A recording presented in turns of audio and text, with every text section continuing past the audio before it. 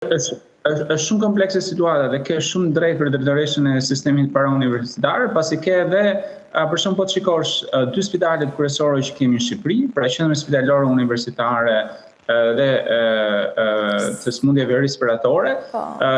nuk e drejtojnë mjekët, e drejton një person që ka mbaruar apo merret me turizëm, dhe një tjetër që po ashtu merret me menaxhim hotelesh. Dhe po të shikosh, fokusi nuk është protokolli mjekësor, por është të ndërtohet 15 milion euro parking edhe një hotel brenda QSOT-s. Dhe sigurisht që kjo ndikon, të mos kesh njerëz të, si thua, fushës së duhur për të menaxhuar atë sektor. Dhe nga ana tjetër, por që është edhe gjithashtu shumë e rëndësishme, është fakti që nuk kemi vendosur njerëz të aftë inxhinier në sektorët përkatës. Nëse ai inxhinieri do kishte një diplomë të merituar, por edhe shoqëruar kjo më pas me, le themi, me një moral të lartë etike profesionale, sigurisht që nuk do kishte lejuar që gjithë ato, si thua,